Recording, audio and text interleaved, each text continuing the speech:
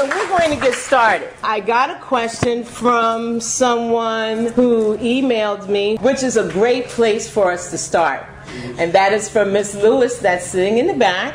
Miss Lewis is a professional writer. Would you like to ask the question, or would you like me to ask the question? I'm sorry. Go ahead, stand up if you felt comfortable doing that. Hi, I'm very happy to be here, and among people of my ilk, which is new for me because I didn't have this question which centers around television. I come from a writing background. I'm a professional writer who has been praised in the Congressional Record, and I'm also an award-winning songwriter. So when I came and stumbled upon this idea for a TV sitcom, I was immediately grabbed, but way out of my depth. And I joined LinkedIn to try and get some help with this. I need to find out how to make a sizzle reel, because I had written 2,500 words in support of The Kinder Way, which is the name of the business that is also the TV show. And it could be a movie, it could be a musical, it could be a film, it could be a book, but I'm going with TV because that's the way I think that it will keep repeating week after week, instead of just going out as a book and then, you know, it's over, or a movie and you've seen it. But this has enough material to last forever, and I would like to know how to pull a crew together without using money. Because I'm living on my Social Security. I have had bad luck in the music business with people that I collaborated with and stuff like that. So I want to do this very, very badly, not just for the paycheck, but because I want to put the paycheck toward financing my debut CD. And everything is very important to me. People have looked at this idea. People have read my idea. People have heard my idea. I've made a log line. I've written the scenes for it. And going to the schools, I mean, I don't know how many professors have my card, and nothing has happened that way. It's very, very difficult for me to get around. It's very, very difficult for me to sometimes even be believed, because I'm not the normal age for somebody trying to come into today's trendy market and come up with something that nobody else has come up with, which everyone will be interested in, no matter what their age is. Okay, so I think I'm going to stop you there, because that is a lot of things that I think we have to process here, because it sounds to me like you have written it down, right? I've written the beginning of it down. Okay, so I think that's where we should start. Anybody think? I think we should start with writing it down first to answer this particular question. It has to be written down and in the proper format. In terms of trying to figure out what the budget is and things like that, you really can't go anywhere once you've written it down. So I think we're going to start the discussion there with writing things down, and hopefully you'll be able to pull out some of the information that you need to make sure that you have written it down in the correct way. Can I say something? Yes. I don't want to stay with this project. I want to get the money. I want to do the sizzle reel and get rid of it, and so I can move back into my comfort zone. Some of the things that you said don't apply to me. I will never write in TV format, ever. I've seen it, and I said, no way. Okay. So I'm not going to do that. Well, okay, so it's still, someone has to do it, otherwise you won't be able to do anything with the project. Someone has to do that. If you would like to introduce. I'm sorry, that is very true. Okay. Because here's the thing, in order for someone to invest in what it is, your idea that you're looking to execute or sell, they need to know exactly in black and white what it is, and it has to be detailed. And maybe you could collaborate with a writer who will be willing to do it, and you contract them and just work out the terms and the conditions.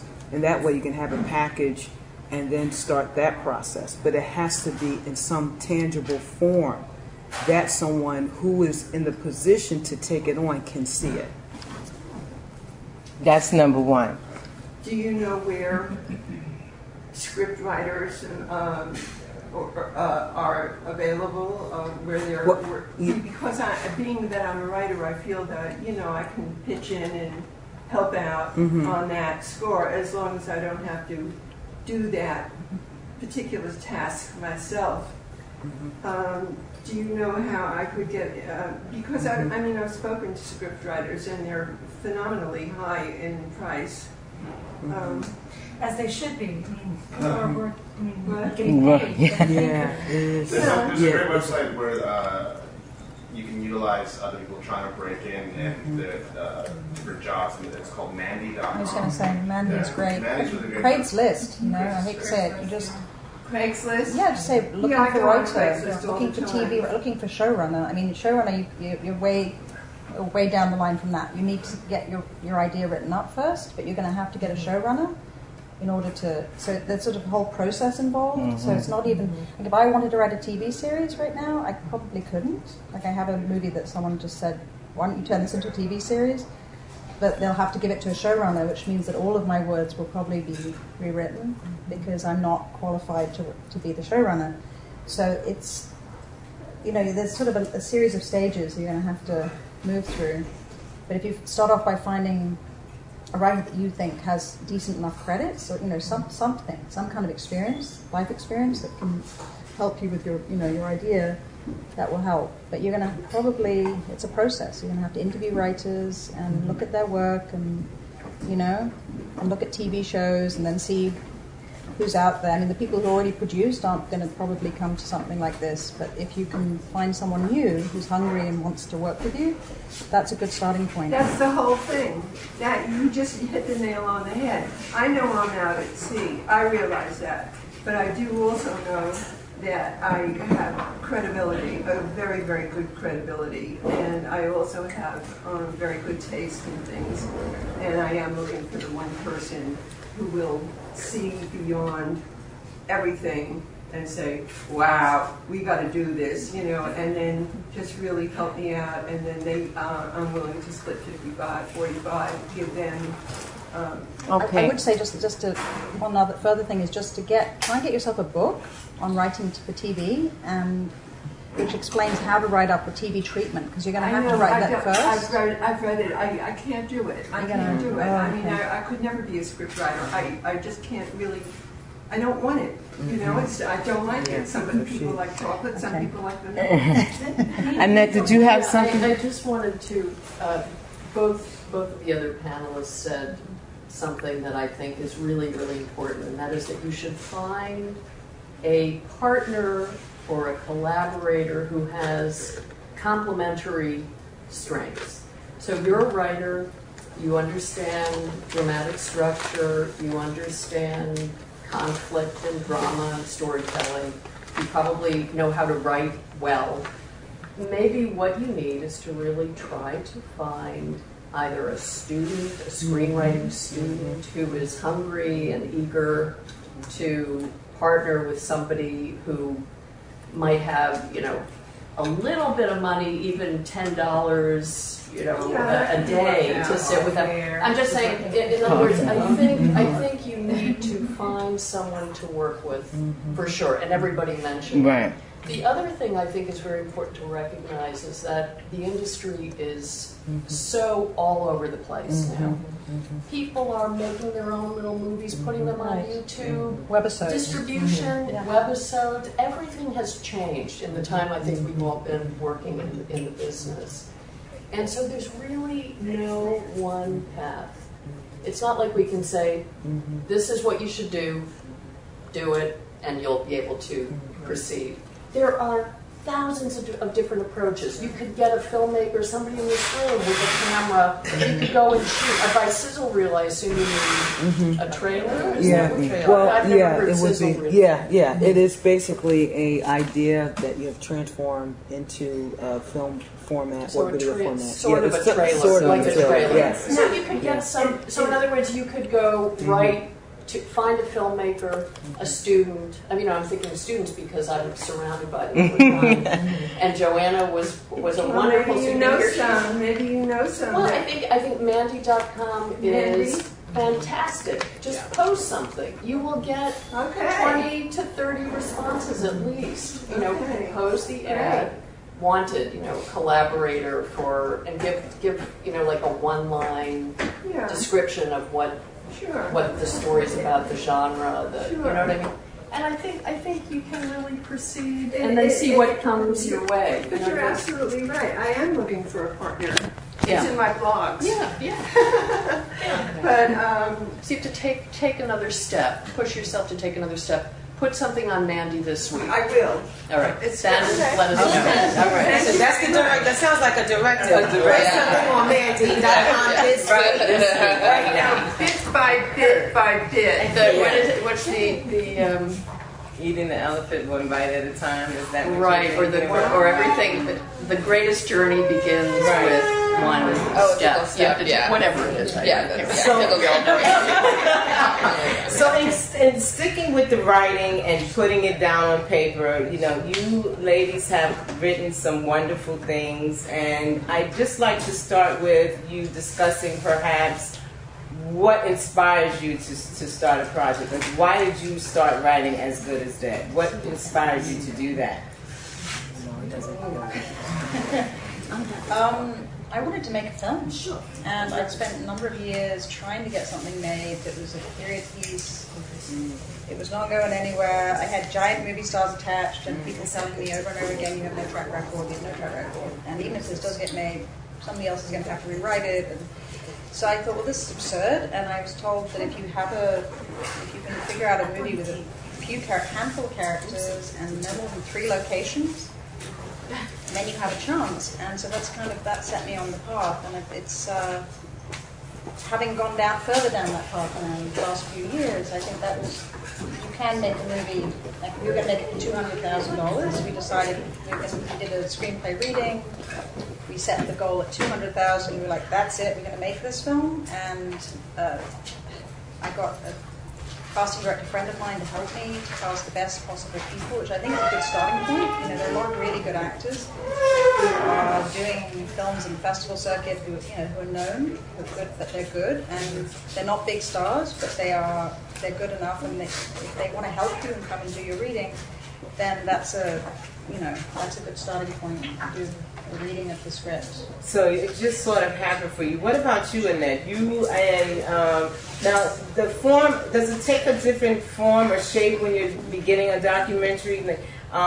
Do you sit down and something strike you and you say, oh, that would make a good documentary? What is that process like? Right. I mean, you know, ideas come from anywhere. They come from who we are, what we know, what we believe in. And I think one of the things I've always been interested in is using film for a specific purpose. So media for educational outreach, for promoting a certain sort of literacy campaign. So my interest has always been purposeful media. And so I've partnered frequently with nonprofit organizations who have a very specific agenda, like offering health care to underserved populations. And they use media, like Pathfinder International, for example. They use media to educate people in different regions of different parts of the world about healthcare prevention or whatever, maternal anemia, things like that. So my ideas have generally been generated more through partnerships and collaborations with organizations that have been very interested in creating films as part of their wider campaigns. So I've done lots of work for the United Nations, Development Fund for Women, dealing with unions in parts of West Africa and the shea butter industry, and girls' education in Malawi and things like that. But it's always been in affiliation with an organization. So it's not my idea that I, somehow coming up with in my room at my computer but it's more of, it's like film as social work or film for social service purposes. Do you approach them as a filmmaker and say, I'd like to work with you and create something for you or with you? Like, how does that work? Yeah, it happens in all different, it's sort of an organic process. It can happen through everything in this business, even in the nonprofit world, happens through informal contacts and connections. Who you know, who you schmooze with at this festival, things just come up that way. But yes, sometimes I have approached people, and then at a certain point, when you have established yourself as somebody who does this kind of work, you start to get calls from people who have heard through other people who have been referred by others. So there's a real referral chain in all aspects of the industry. If you're a camera person, it's word of mouth, in terms of, oh, he's a great camera person, he just shot my public service announcement, people just pass names along. So, so it can happen organically or, word of mouth, that kind of thing. Angela, what about you? Your work seems to come from more of a personal space. Yeah, I mean, I have a web series called Black Folk Don't, and it looks at stereotypes in the Black community, and we're going to start our 3rd season in November. And that was this organization called the National Black Programming Consortium, which is a funding arm of public television. They did a call for web series, and particularly documentary web series. And this was 3 years ago when it was a little bit sort of before the web series explosion. So there were some things online, but there weren't really a lot of things to look at, particularly in the documentary space. So, I didn't just have an idea or anything I was burning to do, and then I just went on a run, and it just sort of literally just came to me where this whole, the phrase Black Folk Don't popped into my head. And I just sent an email out to a bunch of my friends saying, I'm having this idea, and I do this a lot. I have 4 or 5 friends who, when I have an idea, they're kind of trusted. Some are in the industry, most are not. And when I'm having an idea and I'm trying to tease it out, they are really helpful to say, well, what about this? What about that? Or that sounds interesting. Or, someone can say, I don't know about that, So with Black Folk Don't, I just said, what are some things that you've been told in your life that Black folk don't do? So I should say that everyone in the series is Black.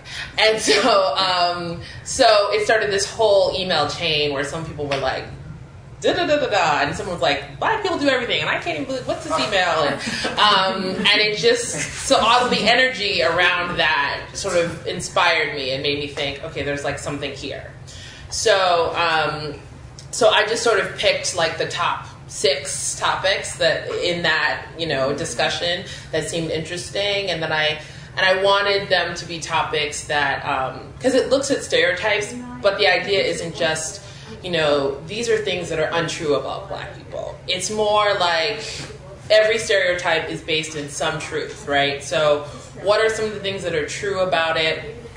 There are people who do this thing, there are people who don't do this thing. So the first episode was, and I think it's probably the best example, Black folk don't tip, right? That's sort of something that other people see about us, right? And so some of the people that I interviewed were every time I go to a restaurant, a waiter assumes that I'm not going to tip them, and you're dealing with that. And so then a lot of people over tip because they're afraid of that stereotype. And then some people were just frank and said, I don't tip well and I don't care.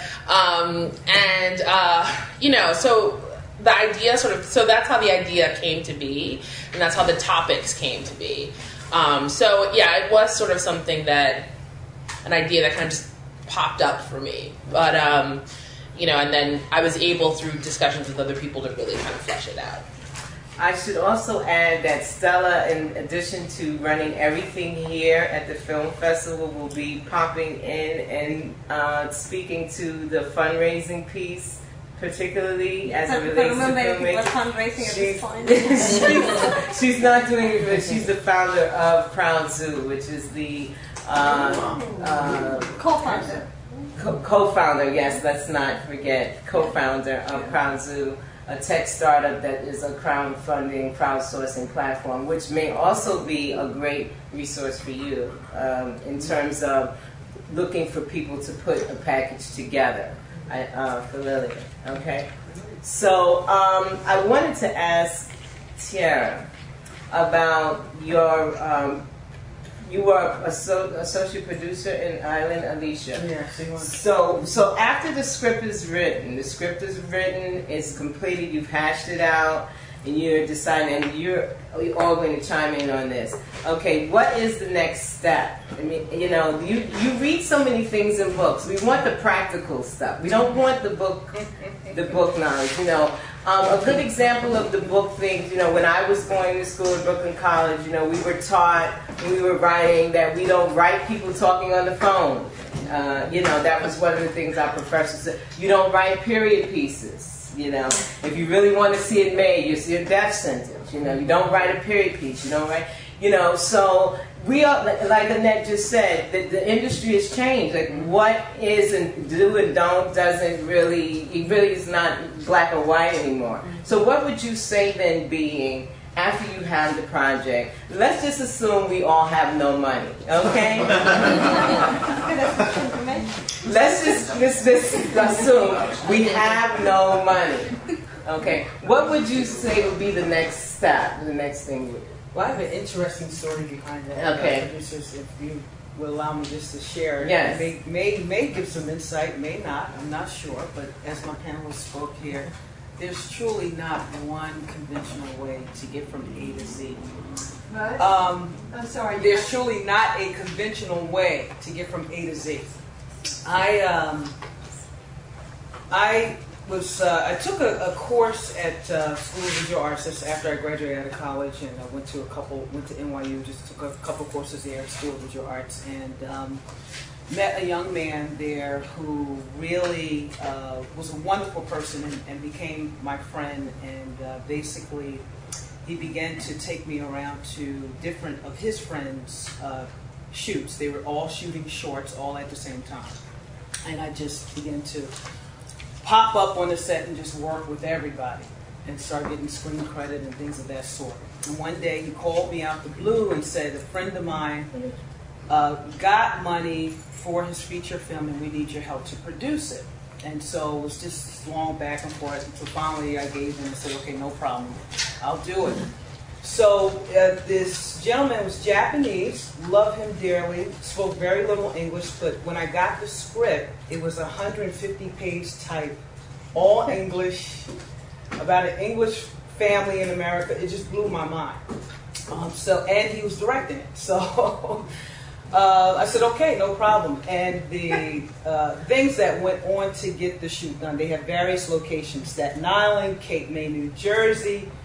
And so, you know, I was responsible to help out with a lot of that. And when I went out to Cape May, New Jersey, I discovered I had root canal and my dentist was on vacation. It was crazy. But anyway, we got through it. So we did favors, barter system to help get the film done. The good news was that the cinematographer was an excellent cinematographer, so he made everything look wonderful. And so we got the film done. And after that, about maybe 6 months later, unbeknownst to me, the director was submitting to major film festivals. And he got rejected by Toronto, he got rejected by Sundance, he got rejected by Berlin, all this, except for one film festival. And I want you all to take a guess. What do you think the film festival he got accepted to? New York? The Tokyo Film Festival. No. The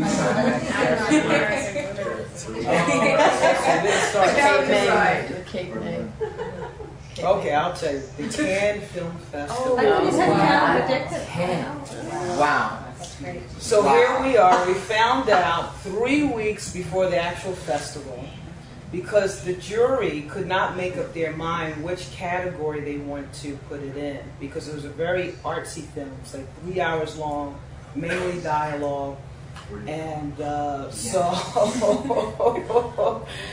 anyway, so we end up going to France, Now, I've been to different countries in Europe, Brussels, Amsterdam, all that. But it was my first time going to France, and I was just blown away at all of that. It's like, wow. And it was subsequently my little family members who just kind of laughed at me for going into the industry. They were all of a sudden now, I was the queen of Sheba. And they just couldn't believe I was getting on a plane going to France because I'm now part of the Cannes Film Festival. So anyway, so you know, how we got, and I like what you said. If we had no money, luckily, thank God, he had some cash, but there was a lot of bartering, a lot of favors, screen credit. You know, that's how the film got done, and it was an amazing experience. My first time being written up in major film publications, Variety, and things of that sort. I didn't like what some of it had to say, but anyway,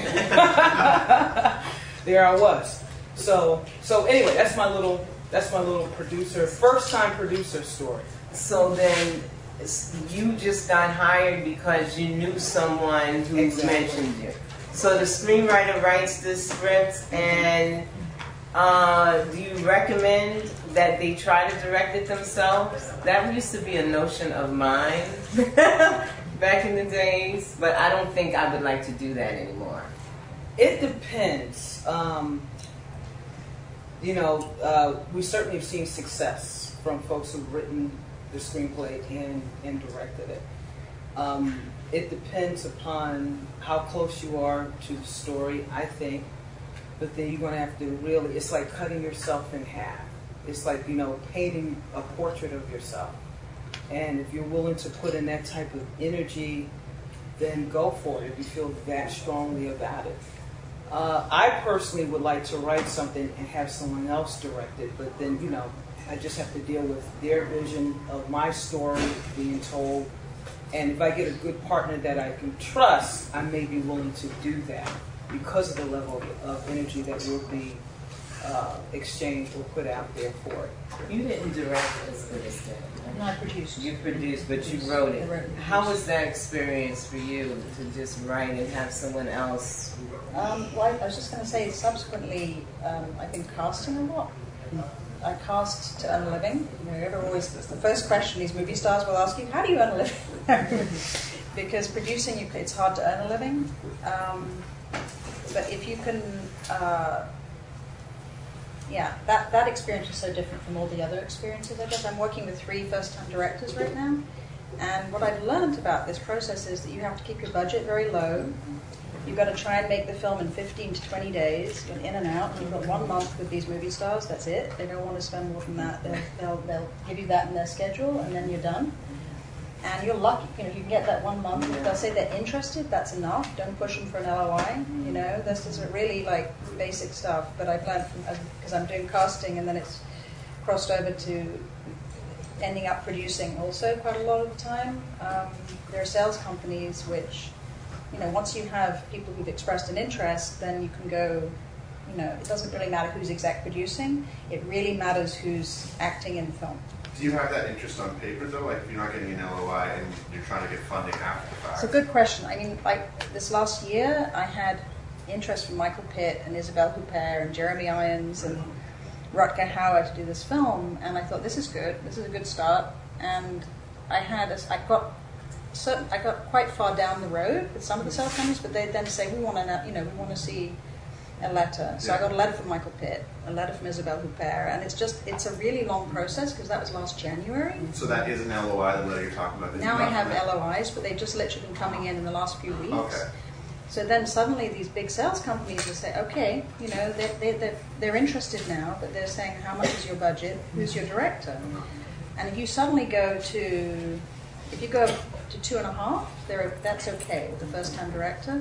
You go above 2.5, they really don't want to go there. And the main thing is that they'll do pre-sales for you. Like some of these companies, they'll actually potentially fully finance.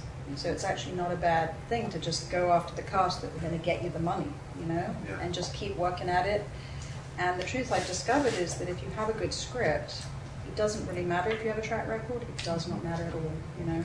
It's been such an eye-opener to me, because in the last year I just decided I'd start taking on working with new directors, because I think that a lot of people's best movies happen in the first movie, and not the second movie, it's the first movie. And that's where you get the juice, you know. And for me as a casting person, I thought you can't do anything without a good script, so I won't even work with somebody unless the script's good. It's just not worth it. But if you have a good script and you have some credibility in the business, and I've got to the point where I have credibility that I can get it out to the agents, and the agents will read it, even without financial offers, you know, you can get them to sometimes to do a read. You know, in this case it was Michael Pitt, and I did a hard pitch and said, look, he looks just like the real guy. It's about an art thief, a real art thief who stole $238 million worth of masters. So the agent was sort of taken with it and gave it to Michael Pitt, and so it sort of things. So was you're in with the agency because of casting? You're into being able to approach Michael Pitt's agent unsolicited, or like was it just because? I was hired as a casting director, which is what I thought. I thought I'd just stick to casting, and then I ended up realizing, oh my God, we have these movie stars now, and now he doesn't know how to put the money together. Right.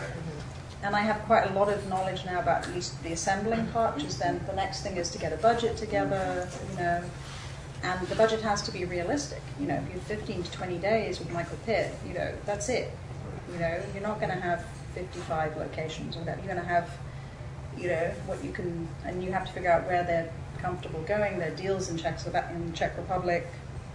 Serbia's even cheaper. You know, you just have to kind of, if you put it out actually to these companies, and you go to Serbia now, they'll do a budget for free. You know, you say, I'm trying to do this film. They want the business. They're like really hungry. And once you have that paperwork, that's really helpful. And then you can say, oh God, I could do it in 15 to 20 days for $1.9 million, or I can do it in Berlin for $5 million for the same movie. Or I can do it in the Czech Republic for $2.6 million. So that information is incredibly helpful, because then you can sort of say, well, you know, you can see, then can you do a co-production with Canada and the Czech Republic? Yes, you can. So, okay, so, you know, if the pieces start to land, and it's just that research phase of just going out there, you'll start to find the money without even realizing you're finding the money. Wow. And you have to just kind of use blind faith and just throw a lot of spaghetti. You know? So if we're in a place where we feel good about our script, that we have this like well-written script, I guess my question would be like, what's the first direction to throw the spaghetti? Like, is it necessary for Steph as a first-time filmmaker, like, to get a provisional budget together, or is it the actor to go after first? Or I guess I'm just stuck in that little bit. That's kind of what I was going for too. I think the actors actually they set the budget. So, like, once you figure out what the value of Michael Pitt is, you know, in the world, you know, okay, that's not going to get me enough money. You're talking about like foreign sales, I'm sorry. Like foreign sales. Okay. So, and your low estimate, you have to tell me if I'm talking gibberish, because it's sort of, didn't get enough sleep, and I'm trying to explain something that maybe, you know, you may know about this. If you don't, then I'll explain. But does that answer your question? Not really, kind of. Well, no, it's not gibberish at all. But I guess to be more specific, I'm thinking more of like making something in New York for like under $200,000. Okay. A SAG low budget. Okay. Kind of like how to. I was just going to say quickly, you're on another track. I'm sorry, I got caught up in my story. But bottom line is that I've seen it several ways. The next step is either a low-end budget or a high-end budget. And if you're doing what you're doing, I saw several scenarios where there are low-end budgets, and then they're able to talk to the unions to get union actors, and then that's when we started the barter system to just started getting some of the items in the budget secure. So that's certainly a way to do it, one step to do it. But again, there's just not one conventional way to get it. I'd say you should budget it for as little as you could possibly make it for. initially, you know. But let's say that you don't know about budgeting. That's what we're taking this from. Okay, if I'm not understanding you correctly, you finish your script. Now what? Is that basically? Yeah, I guess the human resources to find out about a budget. Right. That's You know, there's people that offer services for like $1,500 to do that. Right. For you. How do you begin with the budget? I want to say one thing that you can't move in a linear way when you're making a movie. So you don't do one thing, wait for that, and then do something else. You have to go in all directions simultaneously. So that's going to confuse you even more. But I just want to make sure that I'm throwing all so directions. I think the very first thing you want to do is register the script. You want to copyright the idea of the script through any number of places, but the Writers Guild East, you really want to make sure that you're protecting the material. The next thing that I would suggest you do is find a producer or an executive producer who has some kind of, who has made movies that might be sort of like what you're trying to do. So you should do a little research, find some executive producers, track down the executive producers of movies you've seen that are similar to the movie you want to make. And it may not be identical, but just to get you, to move in a direction where you can find people who have the knowledge and potential interest in this type of story. And then I think they would help you move from there. And I think, finding an actor, if you know an actor or you know someone who knows an actor with some name recognition, and you can get the script to them and they read it, or you generally don't get it to them, you'll get it to their agent. You have to find out who their agent is, get it to the agent, see if the agent will have them read it. If they are interested in it, then that's another feather in your cap. So, there are lots of different ways for you to go, but I think what's really important to keep in mind is that it isn't a linear progression, and there are lots of doors that are going to be shut in your face.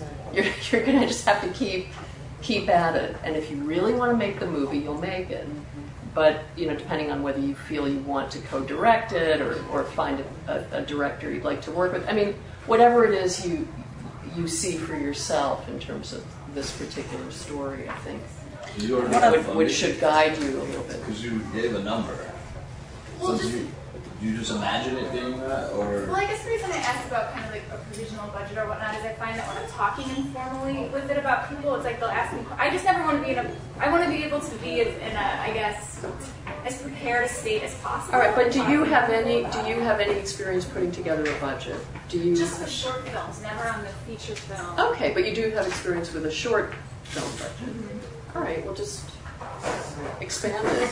But I would say another good thing to do. So you've made shorts. Okay, so you're already a director. You basically have. I'm not a director, but a writer. You're a writer. Okay. So you need to find a director because it really is a director's medium. Ultimately, the writing is the blueprint. The writing is the blueprint. Like I've learned this over and over again. Like as a screenwriter, what I write is important, but only as important as the actors make it, and the director takes the vision to the screen. It will become the director's vision. So you should try to find someone that you want to work with, a new director. I also, just in terms of talking about the budget piece of it, I think it's great if you can find a producer. If you can't find a producer, or if you can't find someone who wants to commit, because it's hard. I'm someone who produces as well. It's hard to just be like, sure, I'll produce your. It's like you got to date for a while before you go to that next step. I'm not going to just hook up with you. So you might just have to have a lot of. You might have to court someone, but if it. I feel like I read a lot of these sort of like indie magazines, and they throw like these numbers around where I made this movie for $150, I made this movie for $250, but like you need to really get a budget and break it down and get a sense if you can make your movie for that amount. Because I think now people are understanding that the like $250 and under number is like the way you can make a movie really, really cheaply, but I don't think people are really sitting down and budgeting to see if they can actually make their movie for that money. So if while you're trying to court a producer, maybe you can, and someone who's made a movie at the level that you're thinking of, I ask for things like budgets from people all the time. Sometimes I say, you can block out salaries if that makes you feel uncomfortable. You'd be amazed at how many people will just like send you that stuff. But I think it also is helpful to know if in these numbers that people are talking in, if you can actually make your movie for that number. Because I think a lot of people just hear a number, but they don't really know what that number looks like on the screen. So, like making a movie in New York is different than making a movie in New Orleans, is making a movie in Arizona. So that was just kind of one piece of advice I would give. As a producer, is there any software or, production software that you would recommend that could be used for this purpose and helping itemize budgets? Yeah, I use EP budgeting, but you can do an Excel spreadsheet too. Right. But you can get EP budgeting. That's really that's a big investment, but you can do that. It is helpful, and it helps you think. It asks you how many days over how long for this position, and they have positions written in. But honestly, if you just had Excel and asked someone to give you their budget, you can just create those yourself. Oh, like an existing budget and say what? Right. I would just say the other thing is, it sounds like you do want to direct it, or you don't want to direct it. You're not sure. No, I guess what I was initially getting at is kind of what you were describing about figuring out what it would cost in different cities, to how even go about gathering that information. I guess it's where to kind of find out that raw material. And maybe as you said, you make calls. Yeah. You look things up online. You call rental houses. You speak to people. Say you want to plan a vacation to Disney World. How do you know how much money you need to go to Disney World with a family of 4? You've got to figure it out. You budget it. But the idea of budgeting is not sort of something that you haven't done many times in your life, and there are just lots of. It's on a much bigger scale, and if it's a union show or non-union, and the scale of the production will actually make it either a more or less complicated I would like to speak on that myself, because I've also encountered on at least 2 occasions, one of these people was a student that went to school with us who budgeted but didn't budget for things like insurance, marketing after you finish the film festival application fees, travel to get to the festival. These are things that I know a couple people who neglected to put these things in their budget, not even estimates to go in their budgets. So when they were done with the film, it was just done. There was no way to even get where they could go to even show it. They had no money. And I also know someone who did not factor in that insurance and ended up not getting to shoot their film because they did not plan to pay for the insurance, and as a result, they could not get the equipment from the place that they were renting for production. Well, that's why it's good to work, even if you have somebody who can be in a mentor position. Definitely. Let's say you can't get a producer to, maybe your ideal producer says, listen, I'm just too busy, but, if you have any questions, feel free to ask me. So even if you could just get somebody a little more senior who has made feature films or has made the type of feature you're thinking of, somebody to consult with.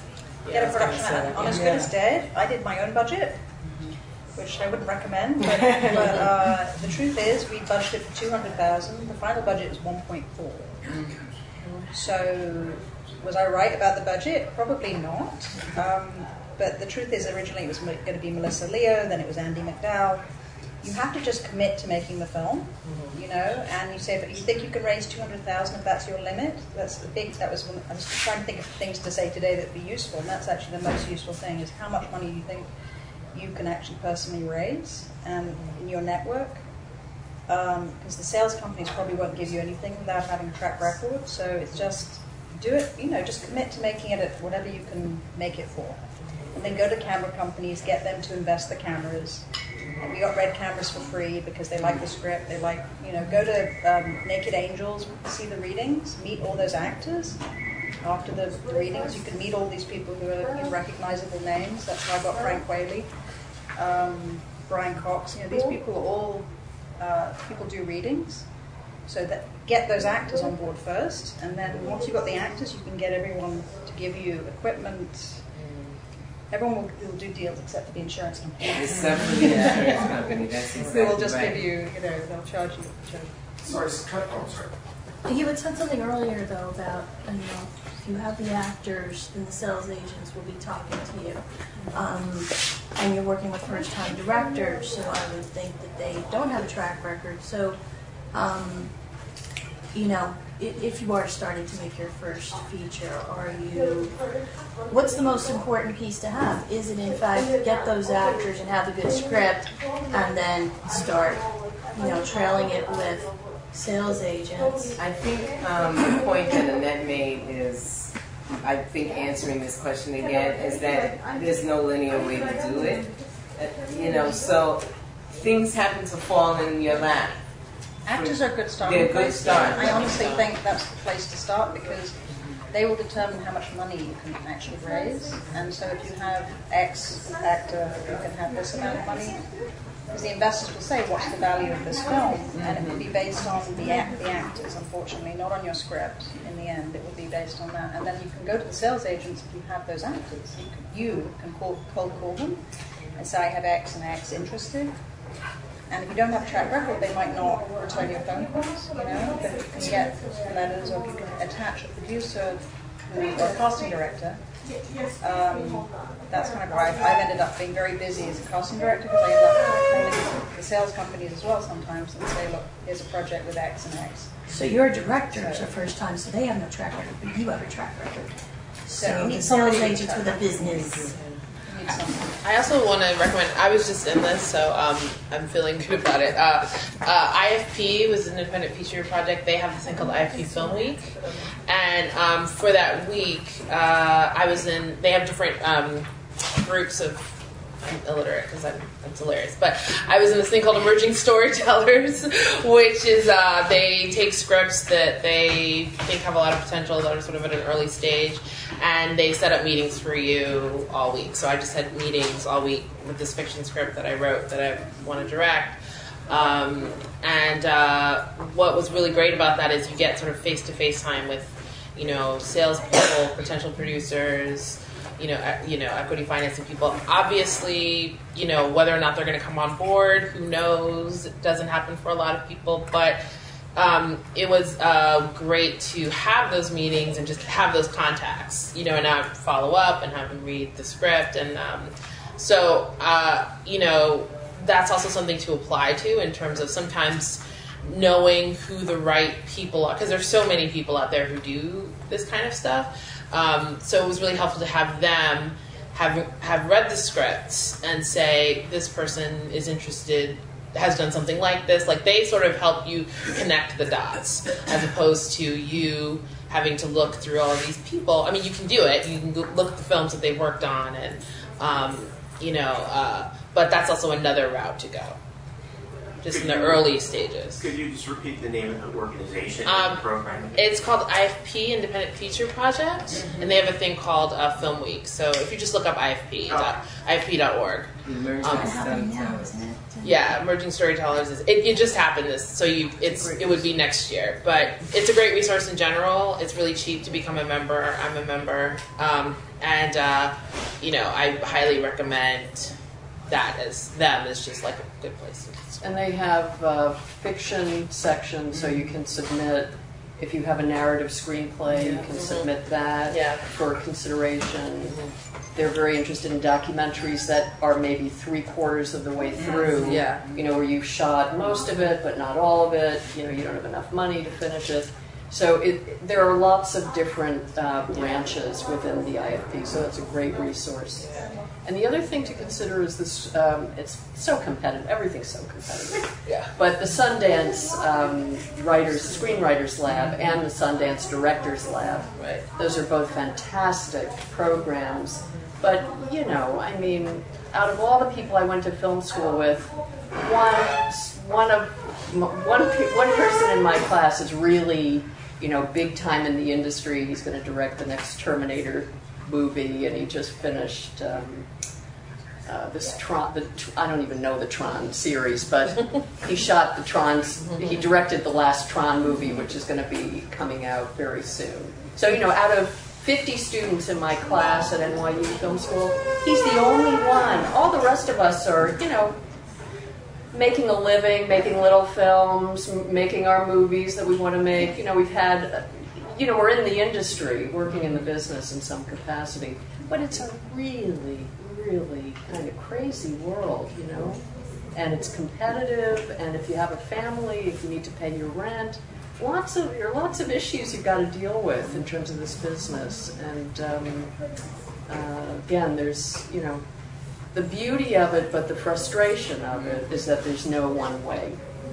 You know, it's sort of great, but it's also like, you know, you're like in an ocean with, you know, you can go any which way or any direction. So I wanted to ask you, Eve, about you're sort of taking filmmaking and crossing over into another platform, and I thought that would be interesting to share, that you're working on a video game. Is it that you're attached yourself to a video game? I cast 2 video games. Yeah, I think that's very interesting. Yes. No, she doesn't. I did it. It's a lot more. It was a lot more interesting. I'm rolling my eyes because I needed the money. Right. Honestly, I needed a job. Right. And it came to me, and I was like, oh, this is great. This is it's a decent amount of money. And there's no residuals for the actors on these video games, so it's basically, you know, they're going non-union on most of it, which is not. I don't really approve of that. So. But it was an interesting process because it meant that new faces would be in this video game. It wasn't going to be anyone, you know, known. So everyone had a fair shot, which I like that. I think that was a sort of interesting process to find the kids. And then I had to find the writer as well. But it was a horror game. And I don't know why it all landed on me. They were like, you're casting this, and now you're finding a horror writer for us. So then I got all the seasoned horror writers in New York, and that was really fun, and they all needed a paycheck too. So they all put in like pitches for this horror game. And what's interesting about the new model of these games is that they're basically interactive games, and they're like interactive movies, essentially. And they take 8 hours to play. And it's a lot of writing and so it's actually very good money. It's like totally worth getting into that business. I would say if anyone who's kind of wanting to get into movies, I would get into games because it's a very good living. It's like the average Sony game makes $50 million a year in the first year, you know, and the actors aren't getting any of that. So that gives you some sense of, you know, they don't have any residuals. It's a SAG. This will after. I hope they. I'm sure they will. You know, the other thing about these, I don't mean to interrupt, but there are some really exciting new graduate programs that are now all about gaming. You know, and at NYU, the Tisch School of the Arts, they now have this big program, and USC has one. USC, and we're opening a graduate program at Steiner Studios, and we're going to have. Yeah, we're going to have something that involves gaming as well. So this is really, you know, things are just changing crazily. Yeah, I mentioned it because I think that the skills are transferable, and I think it, you know, doesn't limit you as a filmmaker to just pencil yourself in. Like I said, you could produce like one episode of a game for $50,000. Did you guys hear that? So you create an episode of a game for $50,000, and it sells to Sony, and you are in the money. You're in the money because basically when you shoot do the actors, it's 2 or 3 days, and the facial capture. The thing that costs the money is the backgrounds. So you need to make a deal with somebody. So I have a really great concept for a game, and if you can come up with something really original, everyone's looking for material right now, and if you get something, it's so easy. You shoot all of your actors in 3 days. You know, you've shot them out, and then you're basically just inserting. There's the facial capture, and then there's the body stuff as well, the body generating. But it doesn't take that long. Essentially, what takes the time is all the backgrounds and all the landscapes and stuff. But all of that also is like you've come up with something original to do. I think animation-wise, you can probably do. It doesn't have to be obvious. You know, it has to be something that people would find exciting to be part of. And you're pitching to programmers, like video game programmers, or who do you pitch the original concept to? You have to, you know, there are companies like Supermassive Games. It's in the UK. They're a good company, and it's Supermassive. So you know, you go to them with a concept and a treatment for the game, you know, which is not much more than a movie treatment, really. And then you can, if you can do a sort of visual, you know, some animation and create, book some actors in a facial capture studio for a day, you know, and just get the facial capture done, and then you just insert it. And in fact, they have all the technology at some of these places that do these games. Anyone who's interested, they can email me, and I can tell you where to go. I mean, it's not that hard, but it does seem to me to be something that's much more exciting than features right now. Right, that's what I... Yeah, you're good to bring it up. Right, yeah. That's you can make a living. Right, you can actually eat something. I wanted to talk about marketing, which is a big piece of this. And that you've gone somewhat of another direction, which I think is great. We're kind of on that same level, doing social work, socially producing films that speak to something. But Tiara, what would you say, and you also have a film you're working on, Asexual. I'm really curious to hear about what your marketing plan is for that. We can talk about that. I would like to hear what you have to share some information with the audience here about marketing. What, you know, first of all, social marketing and social media, we all know that this has taken over all of our lives in some capacity. But how effective is it really in terms of building a fan base for a film? Does it still work? You know, that's the question that I have. Well, a long time ago, the marketing plan was if you were a filmmaker, what you would do, if you had an idea for a feature film, you would make a short version of it and then just start submitting it to the festivals and get all your friends to come and start talking about it, buzz, buzz, buzz, buzz, buzz. And then if you have enough buzz, then hopefully you get an executive to buy into it, and there you go. You're now red carpet premiere, you know, opening your film. But now, since this whole wave of technology have come in, and our panelists talked about it, with the YouTube, the Facebook, the tweets, Twitter, certainly have changed the game to a certain degree. What I've noticed in terms of just dealing with a couple of folks who've been successful, like for example, Nima Barnett, who's a good friend of mine. She's a director, a notable director. She directed, last film was Women Thou Art Loose on the Seventh Day. And she has this project on Facebook, which is called is Black History in 90 Seconds. And I had the opportunity to find it. She's been telling me to see it. Well, she already had a fan base, and these are her friends who actually, when she did premieres or did screenings, she got email addresses, started emailing people where she's going to be next, and so it grew, her fan base started growing.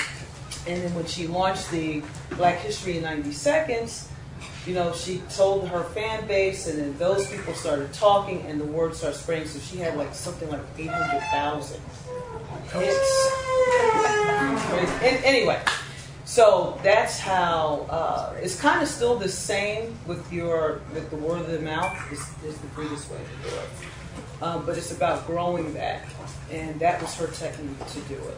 Just grabbing as many emails as possible, having good product, and then folks start talking about it. See, for me personally, this is my my thorn in my side, personally, with social media, because it is time consuming. It is time to effectively execute a social marketing plan or social media. It's not something that you can just send somebody a tweet and then sit back and watch what happens. It is a diligent job, so I guess that's something we should put in our budgets, right? Well, it is a process. Yeah, I think it's also a process of kind of accepting that this is just part of what being an independent filmmaker is. The social, participating in social media, you can dole it out, but you do have to engage in it, because a lot of people are really, like, I think of somebody like Ava DuVernay, who's an African-American filmmaker. She made this film, Middle of Nowhere. Anyway, anybody who follows her is into Ava's voice. They're not into like generic tweets about her films. They really want to hear what Ava has to say. Or you think about somebody else like Kerry Washington, for example, who she has some people who tweet for her, but she also does a lot of it herself. So, you know, I think you can definitely get support in that, but I think you have to just do a lot going on right now. I needed that. So anyway, you can only dole out so much of it, but you have to do a certain amount of it yourself. I mean, just to speak a little bit to the work I've done, I directed a documentary called Asexual, which is about people who experience sexual attraction and sort of a growing movement. So with that film, 1% of the population is asexual. They don't know why. I'm happy to talk to you about it all later, and share your questions. And so when we knew that the film was kind of about a community that, so in that 1%, a lot of that population communicates online. So there's this website called asexuality.org, and people all communicate online. So when we were, we premiered the film at Frameline, which is a film festival in San Francisco. And it was a film that we had a really hard time raising money for. So we knew that it wasn't going to be like HBO was going to swoop in and take this movie and it was going to be wonderful. We knew we had to really take on a lot of that work ourselves. So it then became, and I did a Kickstarter campaign for the film to finish the film.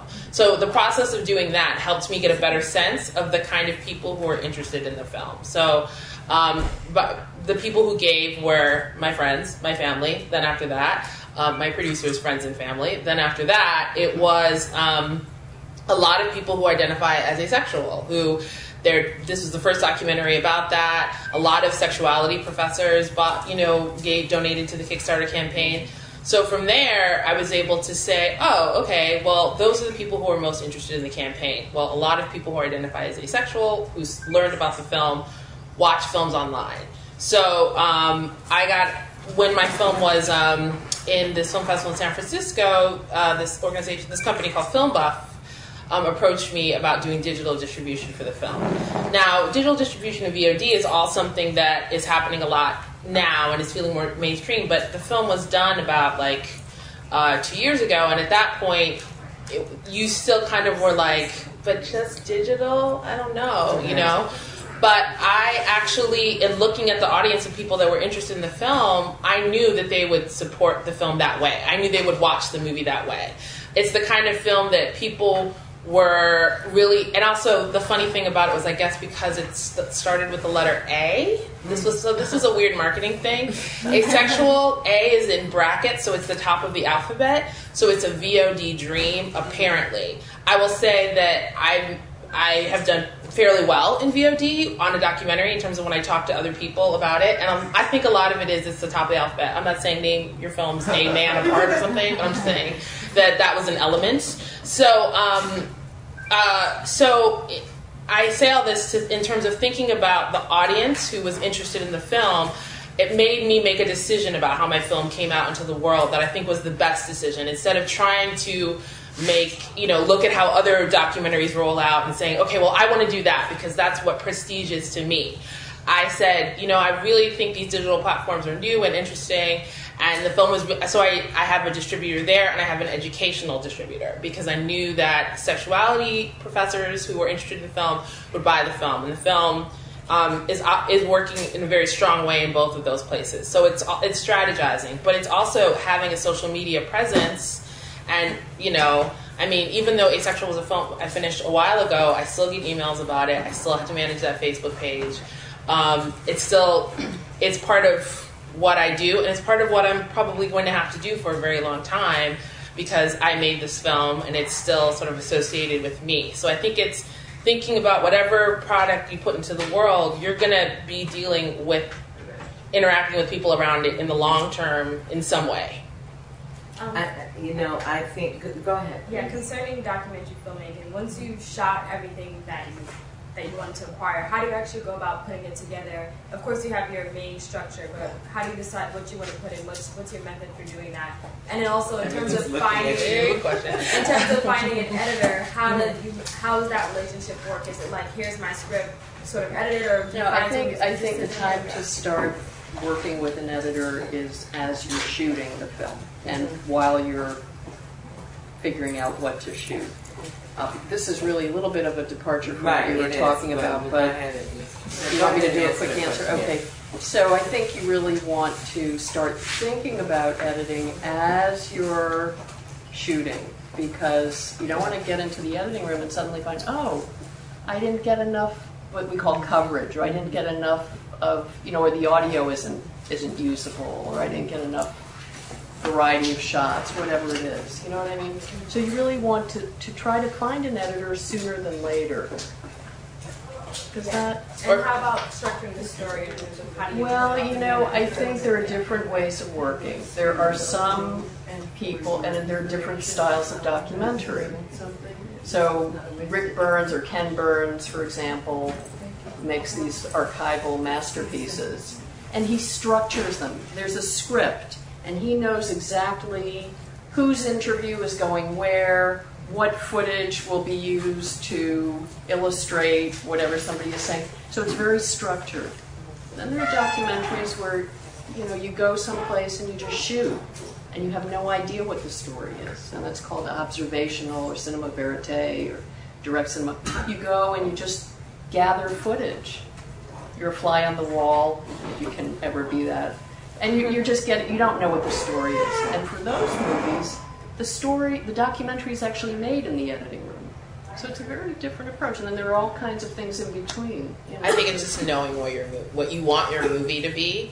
The structure kind of comes from that. So it's hard to give like one answer. Like I think it's just depends on what your movie is. That's going to take us back into the marketing, because you made some very direct points about marketing to your audience, and that you also have a specific audience in academia for some of your work. I think having, for me, I really am not good at the business end of any aspect of the film world. I don't like budgeting.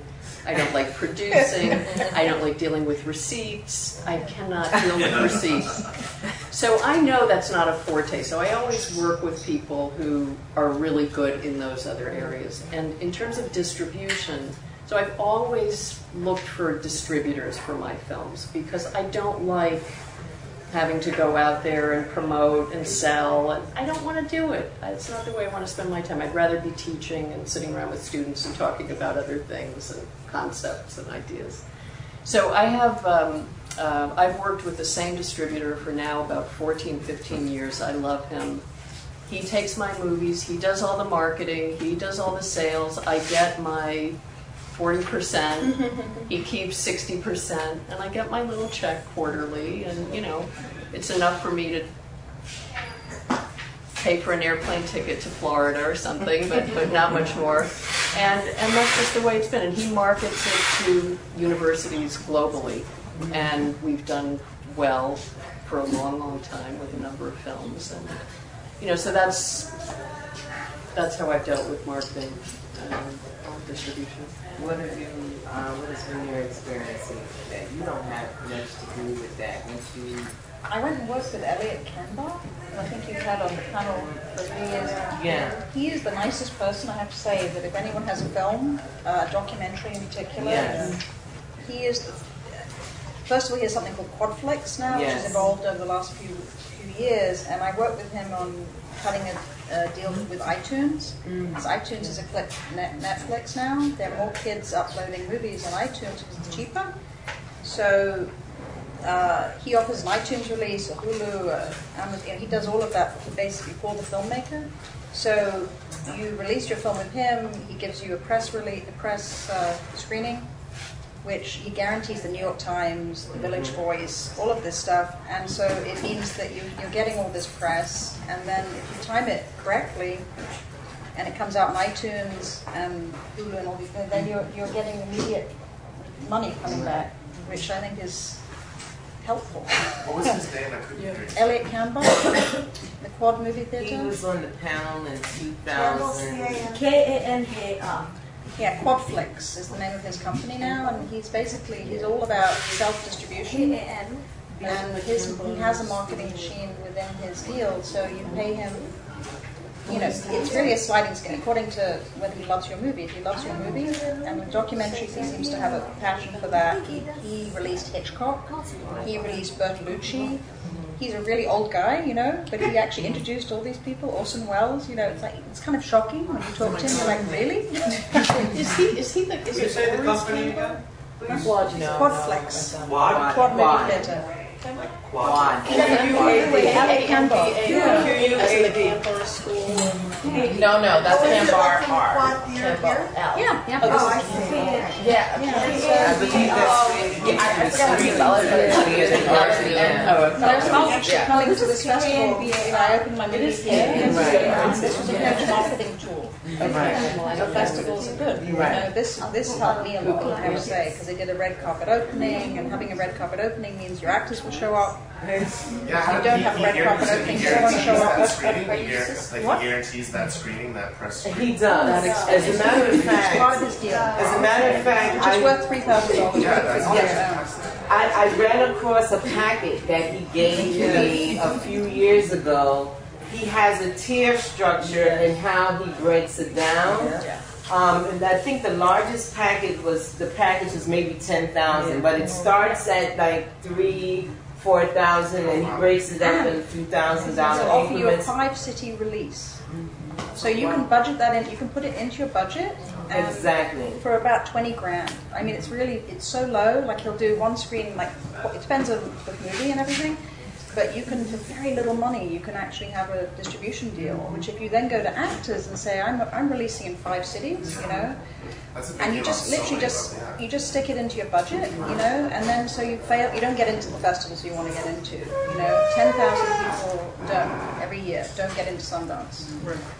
So you make sure you keep that money set aside so you can open at the Quad, and you say, "I'd like to open in LA too simultaneously," and get these releases sorted out. I'd also like to say that I got the feeling from him that he looks at the film, he speaks to you as the director, a writer, a producer.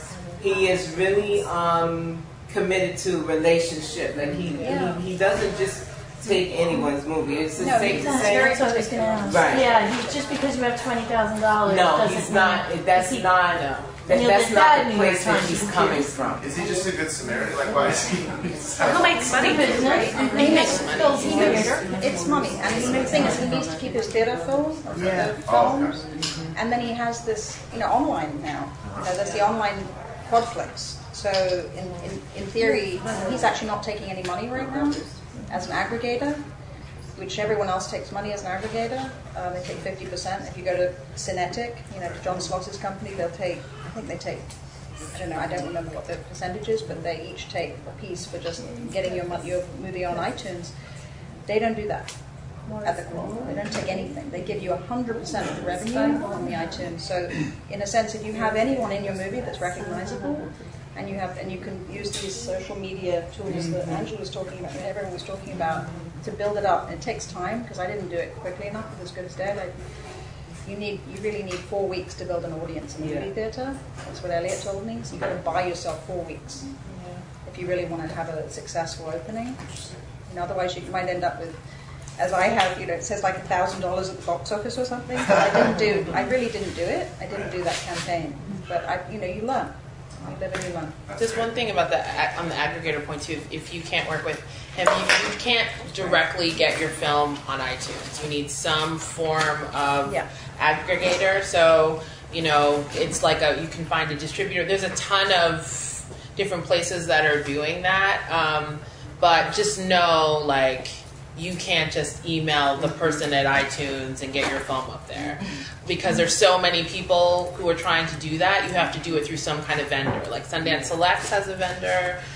They take a low amount. You just have to be affiliated with Sundance in some way. So then there's also, I think there's organization Video Flicks. There's a lot of small upstart places. I don't know the names off the top of my head, but I just in terms of getting to iTunes and Netflix and all of that, I worked with Film Buff because I didn't have those, I didn't have those relationships, and iTunes, is far more lucrative than Netflix. It's fun. Netflix has so high profile, but Netflix is just kind of like a small licensing fee. Things like iTunes and sort of VOD, getting sort of in the cable VOD system, is more where the money is. So those are just things to think about. So I know you said you don't have the names offhand, but how to search out those aggregators that might help you do that? How can we find those? Is it just a search for aggregators that get you on iTunes? I just don't know all the names off the top of my head. Film Buff is a good one, though. Film Buff is a good one. And actually, the guy who runs Film Buff, the guy who runs iTunes, is the head of iTunes, was at Film Buff. Okay. That's how I got on Film Buff. Yeah. So he's there's a very close relationship. I think you pay $2,000 or something. No, you don't pay anything.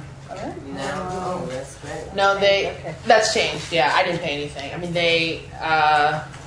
but every deal is different, it seems like. Sometimes, that's why it's good to talk to other filmmakers about what their deals are before you go in to have a deal, because some people get advances and some people don't get advances. And so I didn't pay anything. So there are costs in terms of getting them into your system. So that's where maybe you pay money.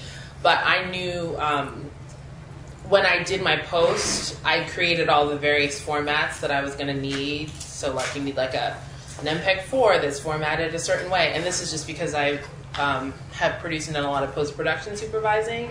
So I already kind of knew what people were going to need. So I did all of that at that stage so that I didn't have to have my distributor say, hey, we need a couple $1,000s to do that on our end.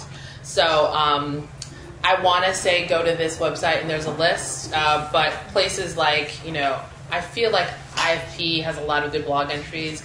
Filmmaker magazine has a lot of good blog entries, I'm sure. And then there's this thing called nofilmschool.com. I'm sure if you just Google all of those, there's a really strong list there. If you just Google aggregators too, I think. Yeah, true. You could just Google aggregators.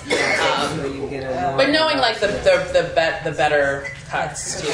Yeah, the good ones is the thing. Because there's a lot of people doing that now because that's where money is. So you just want to get a sense of what a good cut is. So sort of trying to stay in line with social media and raising money, I'm now going to put Stella on the spot.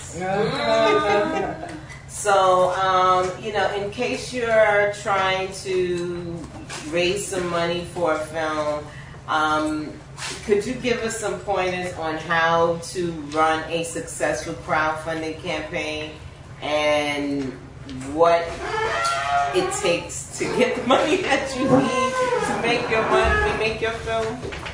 First of all, my apologies, because I'm also putting out fires, so I'm running out all the time. I'm really sorry. And I'm also disturbing all the other panelists and the audience, so I apologize. Okay, yes, the director of the festival and I co-founded Crowdfunding, which is still in preview, so you can't raise money there yet, but I can tell you what it takes to run. Has anybody tried crowdfunding in this audience? Has anyone raised money or tried to raise money through crowdfunding? No. Okay. Because I know last year we had filmmakers at the festival who had raised money on Kickstarter, Indiegogo, or some platform. first of all, I think your goals needs to be realistic. You can't say, if you're completely alone, and if you have a following and a fan base, I don't know how much money you actually raised for Asexual on Kickstarter. You did. Yeah, I did 2 Kickstarter campaigns. I did one for Asexual, which is about 11,000. And then I just did one for a short that was 8,000. 8,000. See, I mean, those are reasonable goals. Yeah. And there are people who say, okay, I want to raise 300,000, and it's not really easy unless you have this. Because as Angela, right? Yes. As Angela said, I'm sorry, because Angela said, yes, you have first. It's your friends and your family and friends that give you the first money, and you have to have those people willing to give you money before you launch your campaign. That's kind of key. You can't launch your campaign 1 week later if nobody has contributed money. Your campaign's dead in the water. So have people lined up and have people to help you, because it's a full-time job and most people have other jobs, so you're making your film or whatever. So it takes a lot of social media. But first thing is to have people willing to give you money, and they should. You're trying to raise it, a quarter to a third from people you know, but you don't raise it beforehand. You raise it only after you launch your campaign. So even though you're giving a percentage of it to the platform, it's very important to show traction. So, and that should start right off the bat. So and then target your interest groups. Again, that was you had all the you did all the right things. So because as she said, people who are interested in asexuality, if you are doing an LGBT film, target your group. If you're doing, black, whatever. If you're doing something about Iran, or there are target groups that you can. But set realistic goals. Take it very seriously. You can't post a campaign on Kickstarter. May have 1 million fans, but you can't post your campaign and expect it to automatically somehow magically raise money. It doesn't. You can be on any platform, and if you do it right, you bring your own audience and you can raise money. So, what point haven't I touched on? I don't think so. Any questions about crowdfunding? When does Crowdfunding launch? Oh, that's a good question. And we are not just a funding campaign. Funding website. We're also, we want to work with filmmakers. That's why we want to do music licensing for film and animation and all. There's a whole bunch of. It's a creative marketplace. So we're hoping to launch the day after Labor Day. It didn't happen, and then WILLiFEST happened, and we're kind of crazy. So it will be in the next couple of weeks. So. And I can let you know if anybody wants to. I have a question. What would you recommend you put on the site? Oh, and one of the thank you. And one of the things is, of course, the video you make, especially as filmmakers, making a video shouldn't be hard if you're a filmmaker. So, and it should be personal appeal. It's good to have, if you have any kind of rushes or a trailer or something that you can show. That's great. But put yourself also in the documentary. I work with people because I always advise people, how to launch, and you can talk to them, and you can talk to them, and you can talk to them, kind of make it a personal appeal, and they still don't get it, and they think it's okay to throw some kind of commercial thing, and people don't identify with that at all. So make it a personal appeal. Make sure you make a video, and filmmakers, especially, like I said, shouldn't have a problem making a video. Put yourself. Address your audience, be passionate, and be sure that it's definitely something you want to make. And I think films can be made for all kinds of budgets. Our opening night film, for those who saw it, did anybody hear? Yeah, it was great. You know the budget, right? $1,000. $1,000. Our feature, opening night feature, was $1,000 film. They did it as part of there's a film festival in Canada called the $1,000 Film Festival, and the goal was to make a film within a month. With a budget of $1,000, and so that was the reason. That's pretty awesome. How long was the film? It's a feature. It was an hour and 30 minutes, a little bit less than that. Yeah. It was a feature. It was one location. They shot it in one location. Someone mentioned that. Keep the locations. They got that location donated, and director of photography. Was a student. Was a student from the college. The university donated all the equipment, so they worked on play. And it was a comedy, and it was about a live theater production going. The opening night, going crazy. Going really wrong. Yes, it was a great concept. Yeah. Yes. And they were all, the actors were actually mostly stage performers who also did films. So the script writer was also the producer, the director was also the, and she's also the main lead. So they all. Oh, okay. This is a large cast, and they pulled it up for $1,000. I'd like to just piggyback on what Stella said about the personal appeal in your crowdfunding video. I chose not to listen to Stella. Yeah, I mean, I've advised many people, I chose not to listen to Stella. I did not make my goal. Yeah. And she had a video. Actually, she did have a video, but it was a video that, that made sense if you knew what it was about. Otherwise, it did not. At the time, I was working to try to get some funding for projects that I was working for kids with. So I put the kids who were working with me on the project, the completed project, as a video. And with a description of what it was and everything under there. But in retrospect, I believe, Stella was right, that for me to say to the audience why it's important for these kids to be able to make the video and to have access to this sort of technology is more important than me showing them it. And you can show us, short clips are good. And your whole video should be no more than 2 minutes, 15 seconds to 2 minutes, 30 seconds.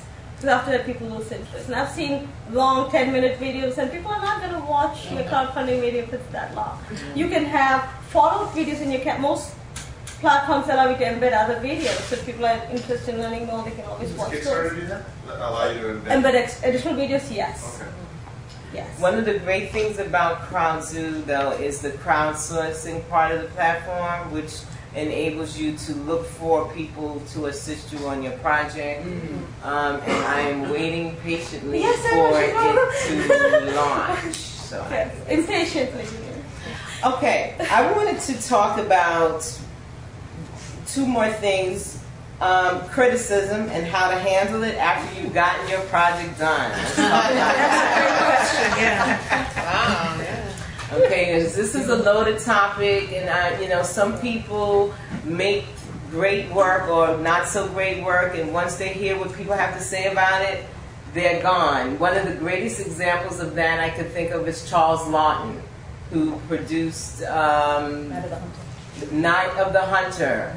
He directed that one film, but because at the time people trashed him and gave him a hard time about it, he directed no more work. And if you have never seen Night of the Hunter, it is one of the best films I've ever seen. So check that out if you haven't seen it. But he's a great example of that.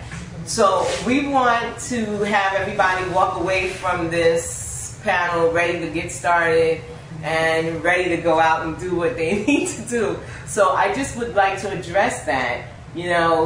After your work is out there, especially now in the digital age, sometimes I'm reading stuff and the comments people write are just like, oh, clutching my pearls, like, what is that? That people have the nerve to say some of the things that they say, in today's society, people just say all sorts of things. So how do you handle that criticism? How do you keep that focus going? I especially saw some of the reviews on some of the work that were written about you. So how do you just brush those things aside? How do you deal with that? Well, it was interesting because As Good as Dead, because we were watching the reviews coming in and they were terrible. And then the New York Times came in at the 11th hour and it was fantastic. And I was like, I don't know what to think now. Yeah. Because one thing you do realize is that it's all bullshit. Excuse me. Right. Bad language. But it's basically just a point of view, and it is on the web though. So you're in that situation where you just have to make sure you find the good one. And you put it on your Facebook page. You say this is a good review from the New York Times, and you just hope they don't read the other horrible Hollywood Reporter ones.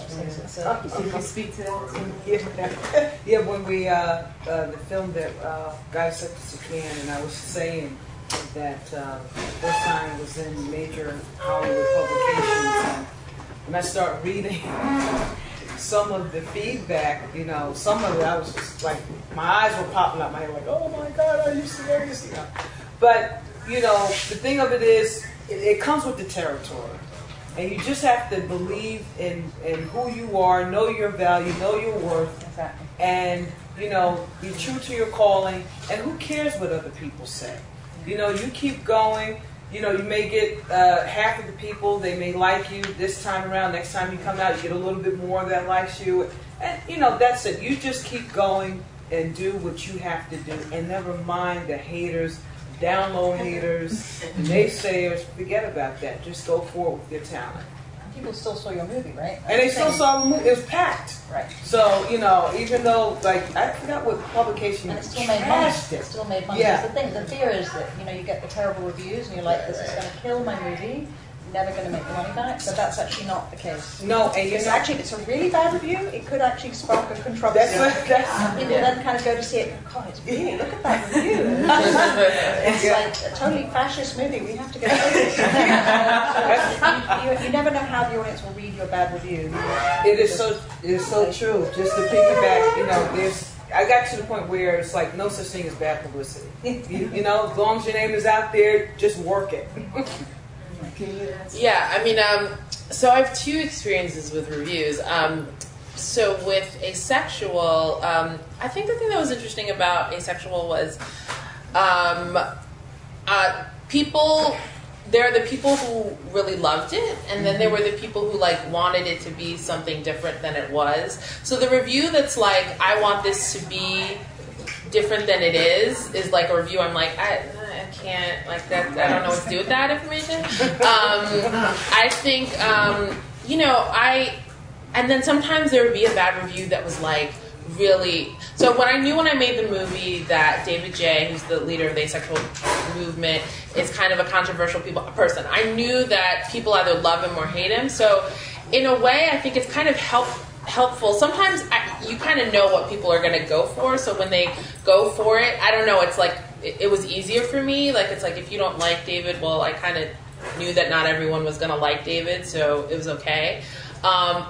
Variety gave it a really good review, so that helped a lot. So the things that didn't give it a good review, the Variety review, like, I've always wanted to be reviewed in Variety, so that happened first, and that I didn't care about anything that happened subsequently that was negative, and I had that review and it's framed, and I would like look at the Variety review and be like, thank you. So yeah, I think it's a lot of what people have already said, like, but another thing is, for Black Folk Don't, doing a web series, you have the comments, and which is a review in the sense, I mean, it's like, it's not a review, but it's dealing with people's perception of your work. I started to read the comments, and then it got to be a little hairy, because the thing about Black Folk Don't is there are some people who watch Black Folk Don't who are actually racist and are like, yeah, and Black folk don't do this, that, the other. And the comments became this like crazy racist zone, which was like shocking to me. So I stopped reading the comments. Actually, could you turn it off, or? No, I actually didn't want to. I feel like I made it for response, and I can't, like, I didn't want to engage in it because I felt like I created a piece of work and it's out there. But at the same time, well, an interesting story around that was, I was funded by National Black Programming Consortium, which I said, we put the site up on YouTube, and then PBS.org came in and wanted to put the site up there as well. So Black Folk Don't is both on PBS.org and on YouTube. When they put the first episode, Black Folk Don't Tip, they got, within like the first hour, 200 comments, and they emailed me and were like, we don't really know how to respond to these comments. I think they were like surprised that they were racist people who watched PBS. To which I had to be like, yeah. And then it actually became this like weird thing of, is by having something that's called Black Folk Don't, sort of on that space, is PBS saying that Black folk don't do this, and so I did have to like chime in on the PBS.org site, because PBS kind of emails you a couple of times about something, you're not like, I can't be bothered, you're kind of like, all right. So I had kind of my thing that I say, which is like, I don't even remember, but I sort of prepare something when people ask me to respond to it. But, you know, comments on video online is just, it's a little bit of a vortex. Different people handle that different ways. And it's amazing to get all of that immediate response, and then it's like horrible to get all of that immediate response at the same time. Well, it's almost like people who have the time to who go through the effort to make the comment are like the worst people. I mean, like the... Yeah, I mean... nothing. You know, this is not...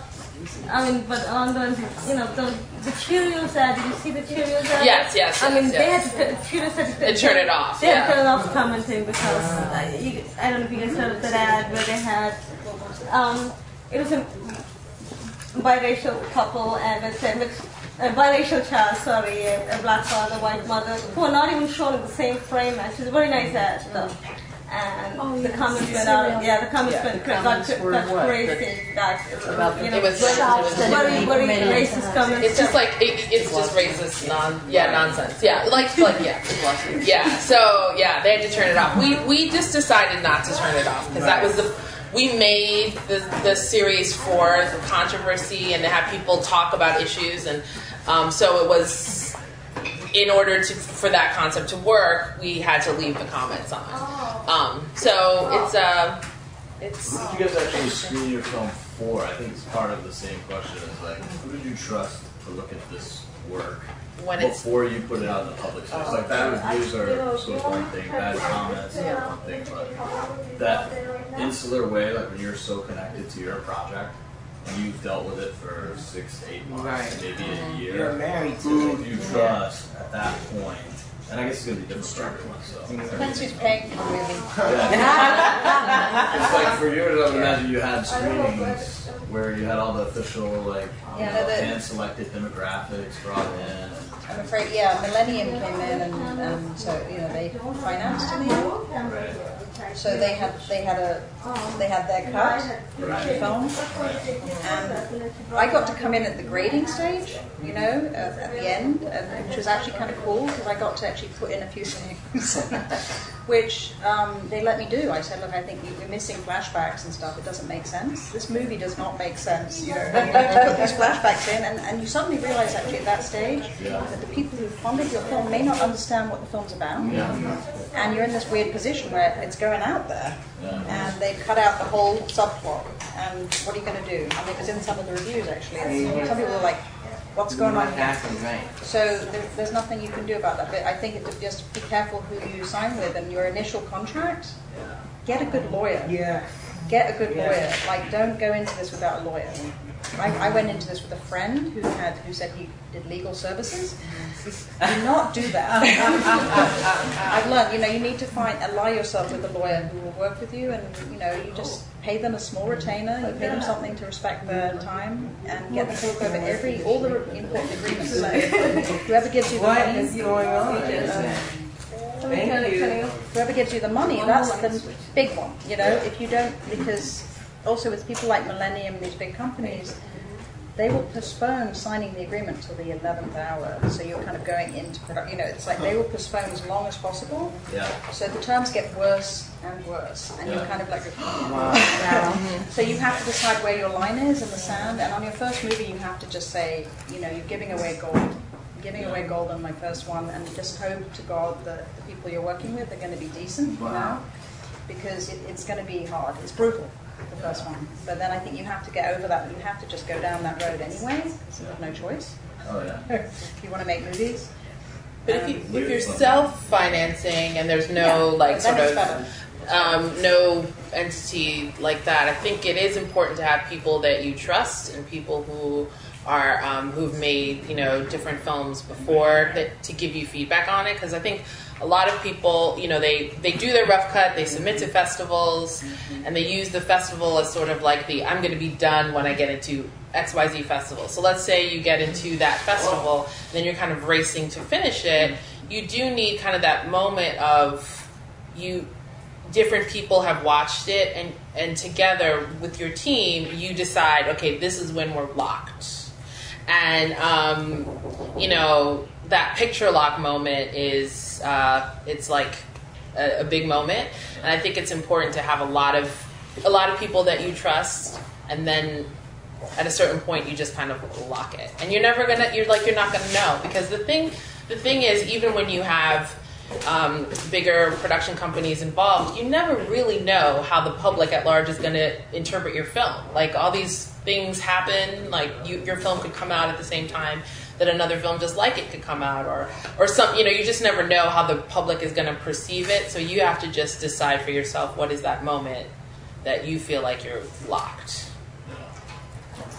Well, I think and also I would say with editors, choose a good editor. Yes. Yeah. And like I was told to go, we had like $250 a week, and we had like no money for an editing room in our budget.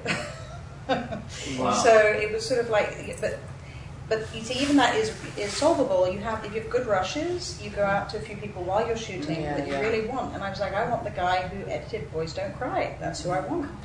Lee Percy. So I went to Lee Percy. I didn't know him from Adam, and he basically said, okay, why don't you contact my assistants? That it's not really enough money. I can't take this job. So he sent me out, and then I kept on going and meeting with the assistants, and they're saying, well, this really isn't enough money. And then finally it was a remarkable thing. Lee Percy kind of looked at all the footage. I said, just look at it, Lee, and you never have to talk to me again. I said, I think it's really good. And then he came back and said, I'm going to edit your film. Wow. So he basically agreed to do it for no money, and he could do it because he was doing Amelia, and he had an edit suite, he had a deal with Postworks, he was paying them a shitload of money, so they gave him another suite. So you've just got to always think big. Don't give in. Just if you believe in your material, and go to the top. Yeah. I think that's an important point too. That you didn't look at Lee and say, "There's no way I could ever get him because of little me." You just met with him and said, "Here's my movie. It's great." It's like, I'm not even gonna worry about them. I mean, that's an important point and speaks to your experience as well. Yeah, I just wanted to say that I think I'm really glad you asked your question, because it was sounding like, just flick off anybody's reactions to your work. And I think once you write a script, it's important to get feedback from people at that stage before you go into production. Right. And frequently, everybody will tell you something different. Mm-hmm. Why is it a male lead? It should be a female lead. Why are you doing it here? You'll get lots and lots of feedback. If you find that 2 or more people are bringing up the exact same issues, then you might want to really rethink that section of the screenplay. So that's just something, I think, you'll get lots of feedback from lots of people.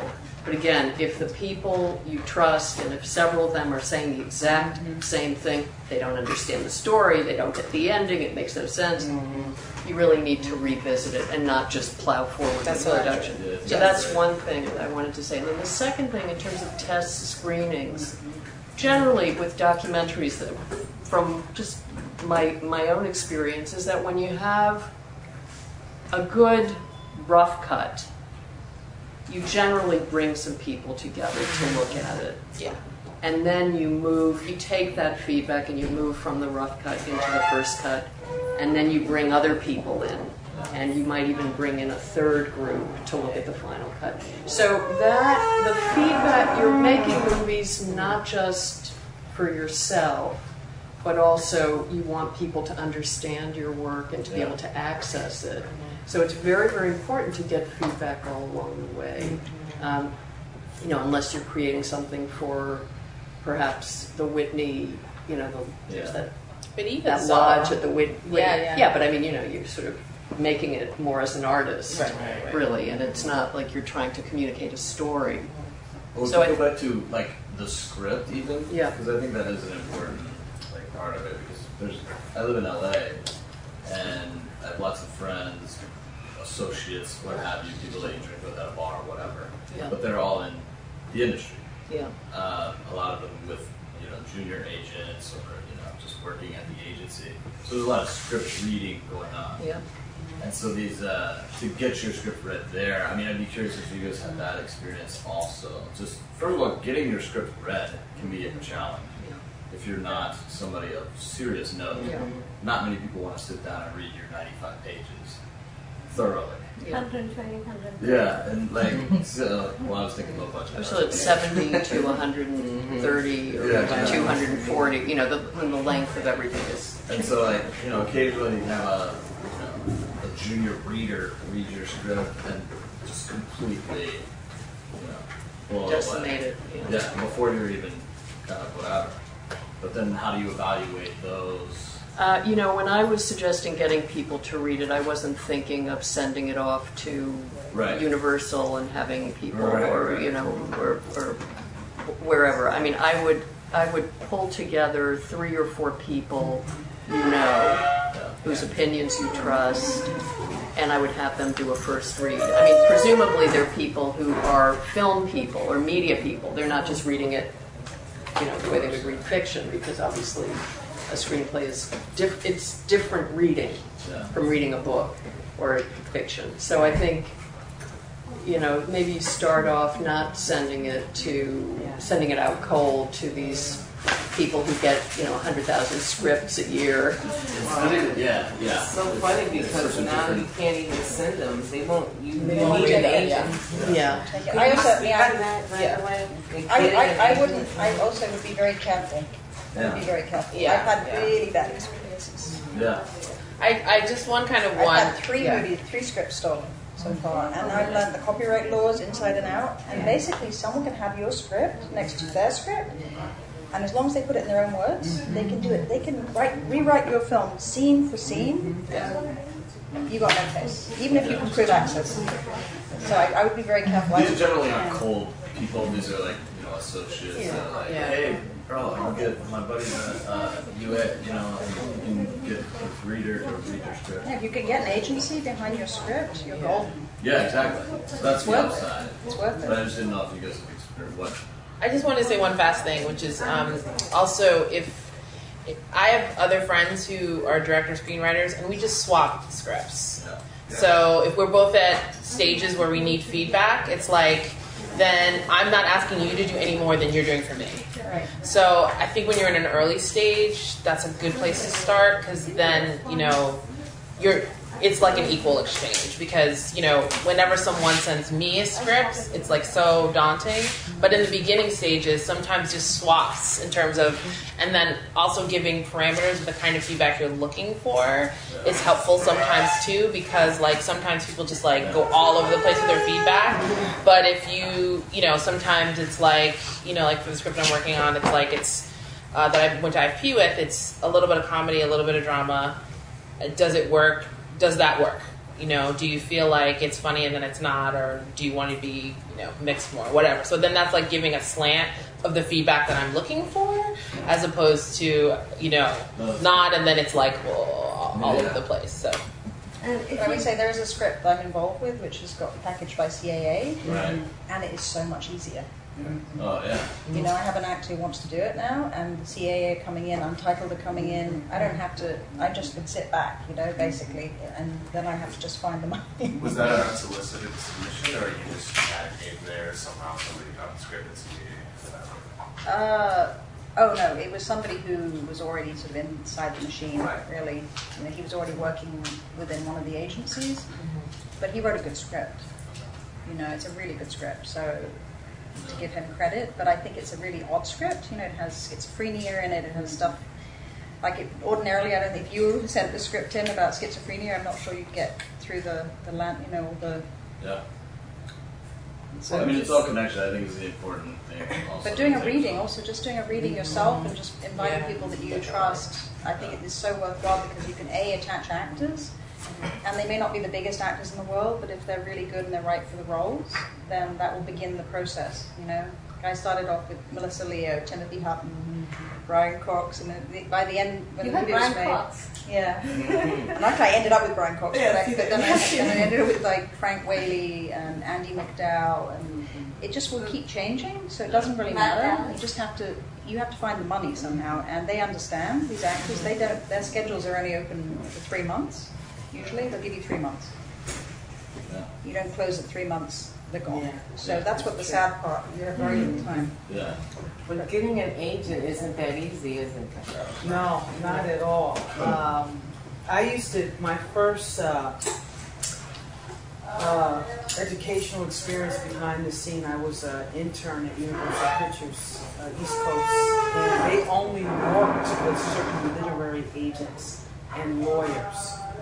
And so one of the big things that used to happen back in the day was that there were script readings. Writers would invite several friends and people in the industry, and they would do the script readings. And they would invite potential agents that were particularly had the access to these studios. And if it all went well, you know, the agent saw the potential, then that's when they would get picked up, you know. But it's not it's not easy at all. It's very competitive. Okay, I had one question from someone who emailed me that I'd like to address before we'll just give us some time for you guys to ask questions individually of our panelists. And that was, how do you solicit advertisers for a television show? And I'm looking down at Annette Dando.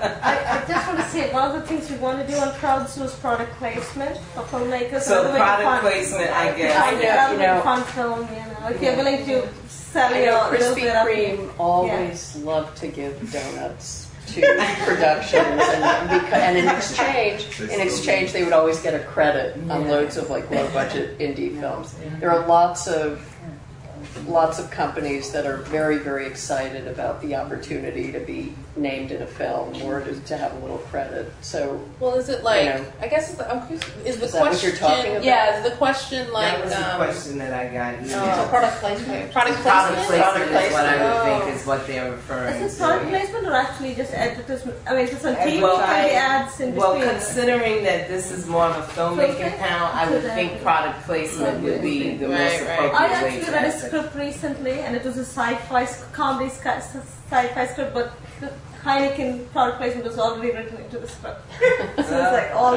Heineken popping up all over the place. So writing it into the script. I'm not sure. I'm doing product Serving Red Bull in the very low budget movie, because I'm doing another one foolishly for 600,000. Very foolish. Probably drain all of my lifeblood. But basically, yeah, product placement. You can get a lot of things for free, and then if you have any actors in there that are recognizable who already have, you know, like in Mike with as good as Debbie and Andy McDowell, but she was horribly scarred. I had all these people going, oh, we're really excited to be part of your film, and then, oh no, we're not, after they read the script. Sorry, you know. So then I had beer companies saying, hey, we'd love to promote our beer, you know, because they thought people are going to be really depressed. So you have to figure out who your target, you know, like who's going to be like giving you stuff and why, you know. And account executives over at advertising agencies that represent a variety of brand clients that are looking for opportunities for exposure for their clients. You know, just if you're able to solidify a meeting with them, call them. There are tons of advertising agencies. I'm the one that asked the question. Thank you so much for asking it. Okay. I know this is for film. I'm going to say the dirty word of television. Okay. But my show is not with actors. My show is Culture Gospel, and we showcase Caribbean and African Christian ministries. So we do a lot of missions and gospel music and that kind of thing. So I have no experience. I'm green. I know I see content segments. I have directed, producers. First time I'm doing this. And so my main question was getting advertisers, and if anybody on the panel would have any kind of tips, resources they could throw at me. And I thank y'all for this workshop. It is awesome. There was a wave of faith-based initiatives. I think Fox even had something like a faith-based element within their organization. But I know like the Word Network, I think they have like a faith-based component there to reach out to them and let them know what you're doing. So things along that line. Is that the Tracy Edmonds, like the what is her website? I forget. Oh God. Well, anyway, Tracy Edmonds has it's a YouTube channel, but it's like more than that. They're looking for series that are kind of have a faith-based slant to them. Because I know Issa Rae who did Awkward Black Girl. Awkward Adventures of Black Girl, you know what I'm talking about. That web series, she's directing a web series called The Choir for that channel. So I know that they're looking for things too. So just sort of keeping the web. Are you looking for advertisers to help fund your project? Yes, because I have a Ghana unit, I have a Kenya unit, working on a UK unit, and so it's costly sometimes. You know, I would think who is your audience for this? Who do you see as your audience for this particular? My niche audience is Caribbean and African Christian. Okay, so I would think a logical place to start would be the churches and the religious organizations in those communities. I would reach out to them, let them know what you're doing, and see. I mean, some of these organizations do have money, and they do have communications funds. Okay. So that would be one thing to look at. The other thing, I just heard yesterday, I think, about this new app that it's the Bible app, and apparently it's just all over the world now. It's just some amazing app that's really proliferating the Bible everywhere. And I don't know who put it out or who is behind it, but you might want to look into that. Anything that's sort of faith-based. Also, look at programming that's faith-based and see who's sponsoring them. Right. Yeah. Just make a list. And your demographics. I don't know if you can go to the public library and find out like what does your demographic buy. Well, for my demographic, there's two important things: shipping, because they ship back and forth from home. Those that are here in the U.S. are shipping back home, and Digicel, long distance cell phone calls. And Western Union. Western Union. You should do Western Union. And the other thing might be to identify some of the most prominent ministers in these different countries, and to give them a role on this program. To maybe have Reverend such and such, so and so from the church in Ghana give a little sort of introductory statement, or So in other words, build the community of people who actually are participating in the development of this program. So rather than making it just your project, really my experience has been with corporates, sort of. When you're seeking a corporate sort of advertising, they like to see something first. That's what I'm doing right now. Right. We're pulling together. We didn't launch yet, and I'm basically sponsoring the launch and everything because they want to see something first. Right, and it doesn't have to be a lot, like someone said. Yeah. A couple of minutes or something, just so they can get an idea of what it is that you're, what your final product would be in order for them to consider it. That has been my experience. There was a time you could send in very lengthy proposals and then you would get some feedback. But now I'm finding that that's not even really, if you send in the proposal, it must have some sort of visual element attached to it. And it also helps in the corporate structure to be able to find out who that person is that makes that marketing decision, which can be challenging. Because if you're looking big, like Heineken, we were talking about, for instance, there are so many different regions as to Heineken distributes. distributors, retail levels. There's so many different levels that you can approach looking for advertising from a company like that. So breaking it down to which level you're looking to is the best way, you know, to do that. Even with something like WILLiFEST, we've had that experience. You know, we have a bank like Bank of America. I know here at WILLiFEST they go to a branch perhaps and say, okay, this particular branch that's here in Williamsburg, this is the one that we want to, you know, go to, and they may then attach themselves to the project and give you a few dollars just for that. Your hand is up, sir? Yeah, I had a question and a comment pursuant. Okay. Do any of you get a sense that TV programs are being sponsored by an individual advertiser anymore, other than maybe sporting events? I know, for example, you know, maybe AT&T was getting behind American Idol or something like that, but I don't know if I haven't watched much TV anymore, so I'm just wondering if any of you see that at all. I can tell you that just from, I'm thinking about The Following for some reason. Does anyone watch The Following? Unfortunately, yes. Okay. One way that a discerning eye can tell if a company is attached to a program in any sort of way is if their product is all in the show. Yeah. Or all through. And in The Following, Sprint clearly is who is attached to that show. All of the phones that, you know, it's also, if you see a close-up, it's very strange for you to get close-up shots on phones in a television program. There are close-up shots on the phones.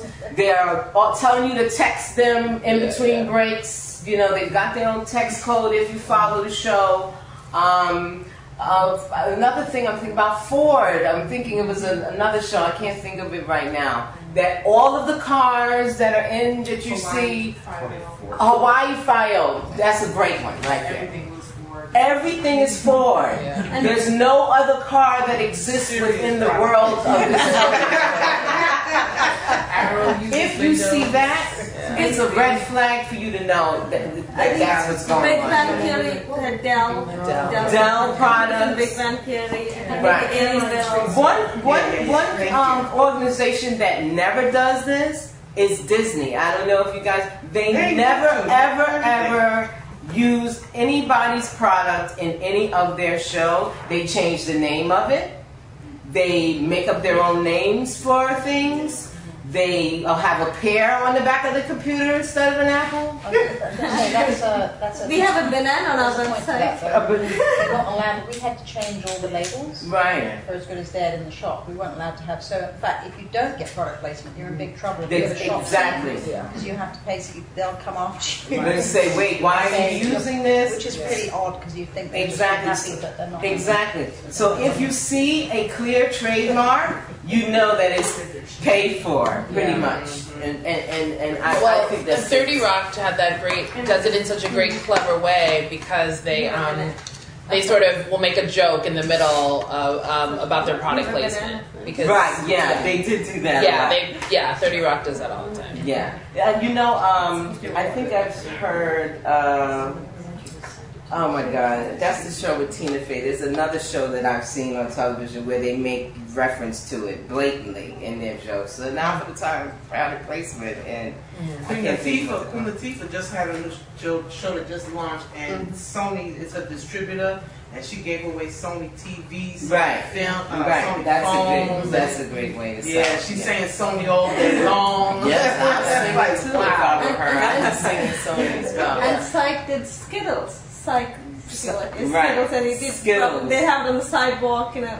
Right, Skittles are all over the place. Okay, so we're going to wrap up this panel discussion now.